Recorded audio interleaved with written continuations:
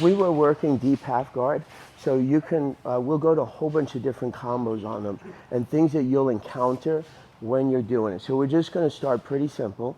I'm going to ask you to do a couple of things. When you're doing the deep half guard, I'm not going to have you how you entered because I did set up like the other day on how you entered here. But we're just going to say you got here. A couple of things. Try not to keep your head out this way, meaning like this. Okay, I get it because there's, in BJJ and real fighting, there's this difference here.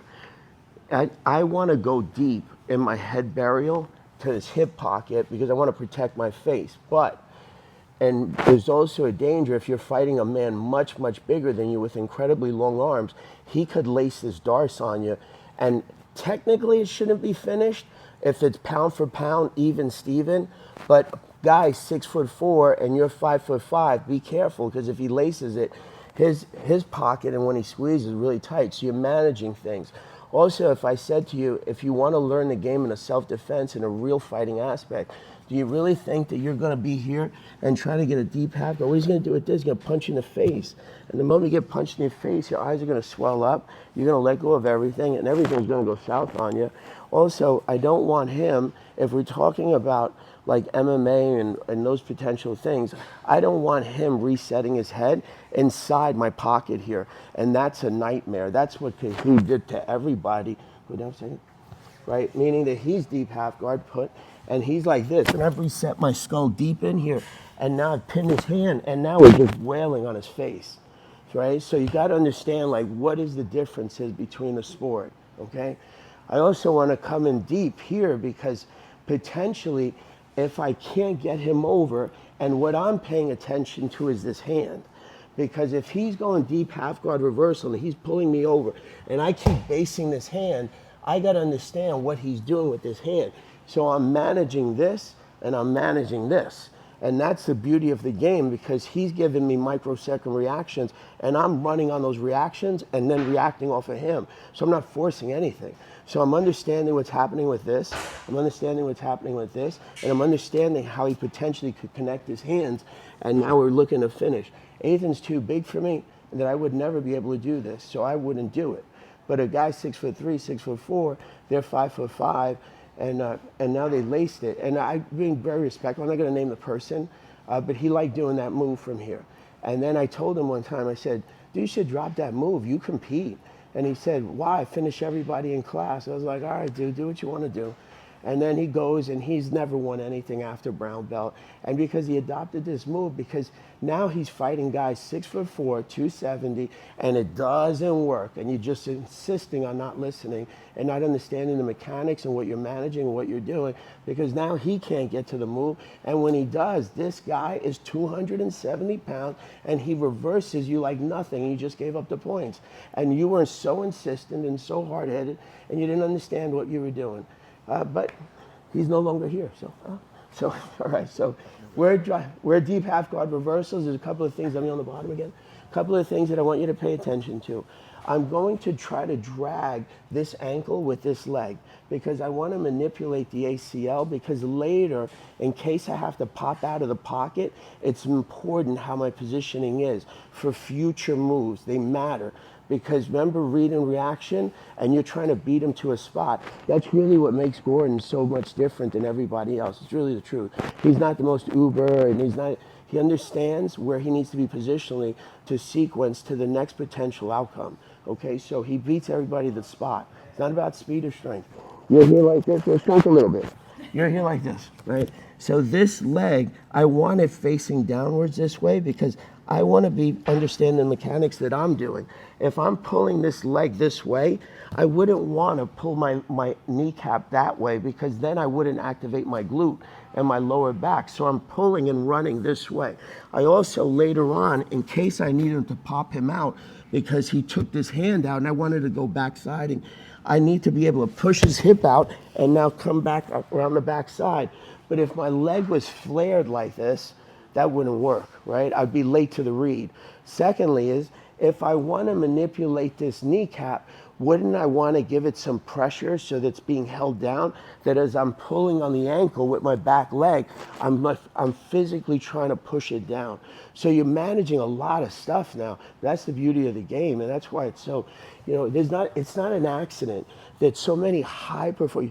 I know people on different levels because they invite me out to eat. I get to know their families, but I would never talk about anybody's finances, but some of them, man, like you're talking about, like, they're not worth six figures. They're going into the seven-figure outcomes. Like they're worth eight figures, like hundreds of millions of dollars. It's not by accident. Their minds think a certain way. Their success is not by accident. Not by accident. My whole life has been around super high-performing individuals, and I try to watch them, and it's not by accident, right? So try to pay attention to the small details. Those small details done over and over consistently are the difference between good, great, exceptional, and maximizing your potential always.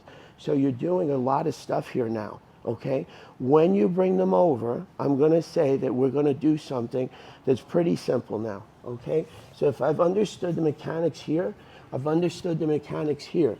This ankle is pulling back. When you pull back, try your best to get your leg, your kneecap behind your glute line so that you're fully extended on a plank position. Because I want to alter his hips so he's facing the other way. So mechanically, I'm like this now, right? I'm here, I've been onto this hip. My hand's not randomly up here. It's the hips that I want to get to the other side. Why would I pull at his lat muscle? I'm not there yet, okay? So my second thing is my ankles are to ankles. I drop my kneecap to the mat. So I'm actively pushing his kneecap to the mat as I'm pulling back this way. Now Ethan is facing the same way I am. Okay, I'm going to ask you to do this drill in a specific way so that you start working and understanding the muscles you need to activate. So this leg, as I'm pulling, I'm sliding myself underneath. So I want to start making this transition that I want to go supine, because at the end product, we're going super slow at this point. The end product is I want to get up and I want to mount him. So my leg position should end up with this kneecap facing this, because I want to push off this leg. That as I push off and drive, I'm stepping over to start mounting. So I want to understand the mechanics of my body. What am I trying to do as we transition? What are my outcomes later? So I'm trying to slide myself underneath. Shrimping, a while ago when I first took over the class, not this class, but a different class, I took over the class, and then I asked them, they wanted to do that drill. I don't do those drills, right? I don't make you do jumping jacks and all that stuff. But I understand they wanted them to shrimp back and forth, and they learned how to shrimp like this. They learned from the very beginning, just get to the other side, and their shrimping is like this. And then that was their goal. But then they never understood real shrimping, right? They never understood how tight you got to get your kneecaps, your ankles to your hips. You got to understand how you got to extend out, because I may need to come back up. Like there's reasons why I'm extending my legs. I'm using those muscles to start learning how to grip and move. So this back leg, when you're here, he's not going to give you any defense. If he gives you defense, say Mike Jaramillo said, you're a fool, because you're the worst partner, man. You're the partner that literally every time he does something, you want to defend it. Why don't you let him drill? And I'm going to reveal you. You are the most insecure person I can meet. Like, that's who you are, because BJJ does not lie. You have this ego thing. Ego is the pride of a foolish man, right? That's not a good, you put that thing in check at the door, man. So start learning to shrimp your hips that way, right? He's not giving you any defense. So start learning to activate those muscles. Start learning to grip into the mat to suck your hip out. I'm going to ask you now about this hand. Obviously, I want to scoop with this hand, but why don't we not scoop with it and learn how to do all three things now? Because if I didn't scoop, right, maybe I'm using this for other things. I'm blocking, I'm over here, coming underneath, see if I can bite this hip. Maybe I'm trying to reach for his ankle, Matt bit onto his ankle, and I sucked his ankle. So I'm doing so many things with this hand right now. It's just not in one linear spot going, I got to do this. No, you don't. You got to get to this ankle and maybe pop it out. Maybe you got to suck this hip out because I might have to clamp. There's so many different variations of this particular spot that is going to change in 3 inches. And it'll all be by his weight distribution, and you have to recalculate in quarter-second speeds. That's the difference between the good and the great and exceptional. So when you're at this point and you're pulling this back, I'm going to ask you, this is your bad knee, right? Yes, sir. Okay. As I'm pulling at his hip, I'm driving down with my kneecap. I'm yanking back with a full extension at this point. Ethan wants to go now that way, right? So if I was doing everything right and I had any point of shorts, I'm just going to lift him up. I haven't even scooped yet, right? So what I want you to do at this point is your partner's like this, and obviously you got to ask him to keep his hand out. He's not going to give you any defense because I wouldn't do this if this hand was out, because that's his basing hand. So my leg at this position starts to learn to shrimp underneath.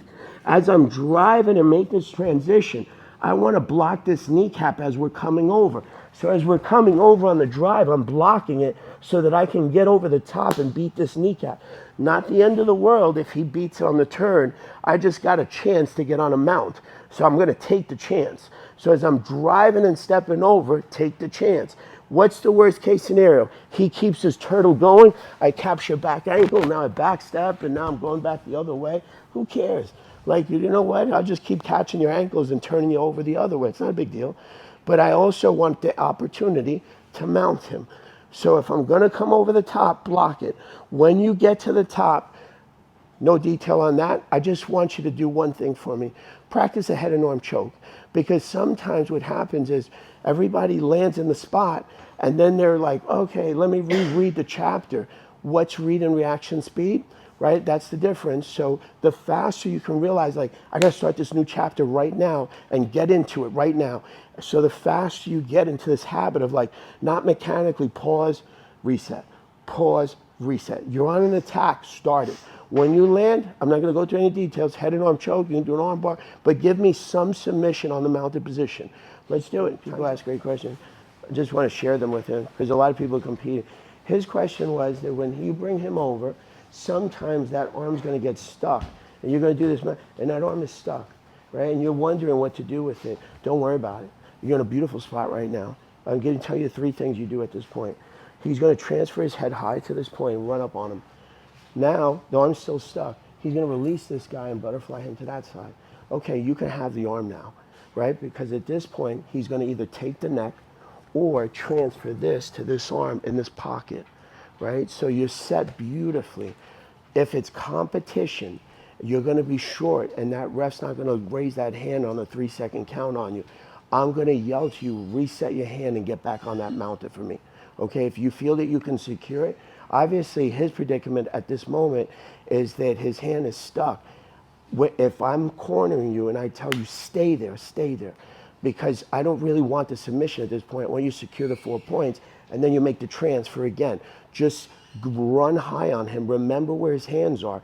They're going to be sitting low, so he's going to kip you hard.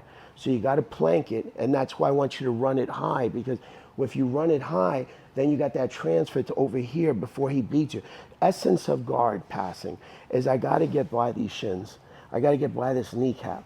So go back and do it again, right? It's really a simple game, but it just looks like, right? When he runs and he's over the top.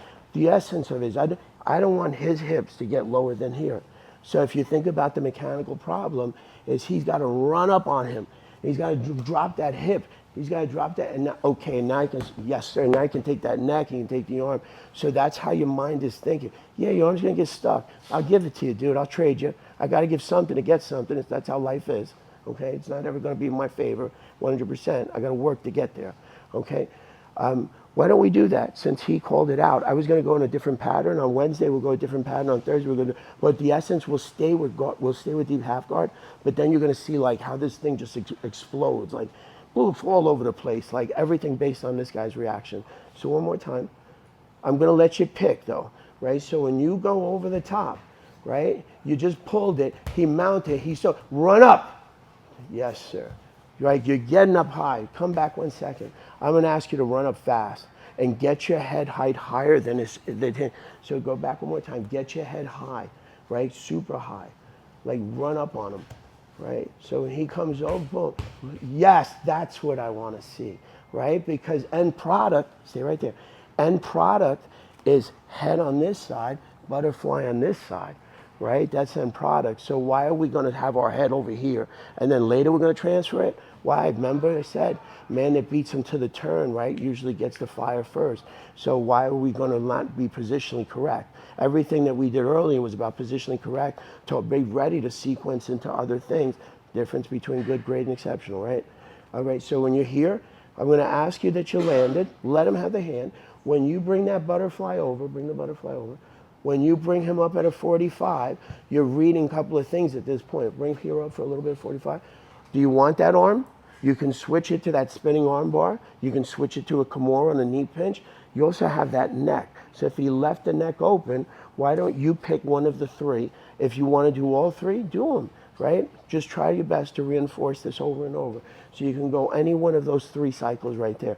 Obviously what I said in competition, don't stay there. Let him keep the hand. If the bucking gets too dangerous, I'm going to yell to you, get off him, before he recovers, because I don't want to get trapped back down there again, right? That's the essence of the passing it, right? So let's partner up, do it. You can do any one of the 3 that I just showed, but the same principle. Good job. You got to understand the tension on the elbow, right? Because then you're going to be pulling arm bars off on people that really, like, you're just going to peak out. You're not going to get a good black belt. You're not even going to get a really good blue belt that's been taught very, very fundamentally well from the beginning. You won't even get him, right? So you don't want to do that. Like, look at that side control, right? If I'm going to spin on this arm bar, and there's ways to do this, I can play it safe. I was here, and I see some people doing this. They're taking this over, and this worked in Pride in 1998. I come like this, and I go like this, and I land, and then I make this transfer, and I get this arm bar. He's already going to hitchhike around me so quick. He's not even going to be, and now he's going to dominate me, because on that hitchhiker with that buried leg, the angle he's going to come in at is like, damn. Now I got to go up on this shoulder. I don't want to get too technical and crazy, because I know how the sequence and patterns go. It's a bad spot. It's not a good spot. It's like, man, I'm really running now. Like, because of the angle of the hitchhiker and how he comes up at this angle, where my defense is the other way. I got to bail and get the hell out of here on this shoulder and invert. Like, it's going to go not the best spot to be in, and especially in a fight, like in a real fight. Like, you're looking to break this man's arm, and now all of a sudden you're on concrete. That thing is going to go south. This ain't BJJ, man. And now you're like this. You were here, and you just took this arm up. It's a lot safer just to do this. Shoot your kneecaps forward, pinch really tight, make this transfer. Right? Because when I land and I switch this over, when I'm falling back to this position, I got to pull this guy to that side, right? Because that's the hitchhiker point. Because he wants to be here and he wants to make this transfer. So I'm going to be late on that guy, right? So I got to be pulling him this way. That's BJJ 101. They teach you this arm bar. You're pulling this way to stop the rotation of the body. And now I'm here. So, right, you can do the move. I like the move too. And in high level play, I'm not going to switch that. So now he's just took a notch up, and we're like, okay, I'm not the more dominant player. He really is. I'm black belt to black belt. This is open class. And I'm like, boof, I just landed that spot. I'm not going to give that up. So I got to spin it hard, but I got to keep the torque on here. So if you decide that you want to spin it, you're like this. But as I spin it, I'm going like this. I'll go super slow. As I spin it, I'm landing the hand position to yank the elbow tight to me, because I got to make this transfer. I got to set my feet up right. I got to now start getting to the hand. I got like 6 hurdles to get to in high-level black belt play. I got a lot of hurdles, because when I first landed, I'm pulling the elbow so tight, so it becomes an impediment. And now his arm is bent like this, so I still got to get to the wrist position. Now I got to shelf this guy. So sometimes people respectfully will say to me, man, Professor, did you see I almost caught that arm bar? And I'm like, man, dude, and honestly, you weren't even close. Like, you don't understand how many hurdles you had to capture. So make sure if you're going to spin that you're covering this. As you spin it, you're going boom, and you're yanking this guy tight, because I got to start resetting my feet, because I'm in a great spot, but I'm not in a great spot to finish. I'm just in a good spot because now I can start lacing my feet to triangles. I can start lacing it to a lot of other stuff. But I got to understand the concept and the vision of how this is going to transpire and how it's going to develop on me. So if you're going to do that, I would prefer to play safe is that you make the transfer off the knee pinch because it's safe. You're like this at this point. And what's the big deal? You're like this. You landed your position. You're squeezing super tight and you're making this alteration. And all of a sudden, he busts out on me. He goes to turtle. Okay, I'm perfectly set to ride this back hip line. Like you're in a good spot. Like he's not gonna get away from you as long as you understand. Like all right, that was safe. And like now, all this stuff that we were doing, now I'm on that back quadrant back there.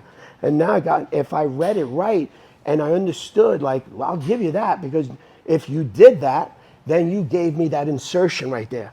So if I read it right, I was like, man, that's beautiful. When it's done right, you're like, my God, that's like ballet to somebody at the highest level. You're like, man, it's beautiful. Like when you watch Mika Gaval play the game and Mike Muschielli, it's like so much vision. It's like, wow. It's like they already anticipated the second and third, fourth sequences so deep in the chain. So if you want to bring it up, I prefer that you do a tight knee pinch, right? Because it gives you a lot of alterations later. I don't even have to go down there. I could stay up here on this top quadrant. If I lose it, I can go head and arm roll. I can come back to this Kimura. So many other, the game's so beautiful. It's just it's a development all based on what he does, not me. He does it, right? So you got 5 more minutes. You do anything you want. I'll get the radio. Jimmy will start rocking some music. If any bad tunes, don't blame me. Blame him. Let's do it, guys. Let's have some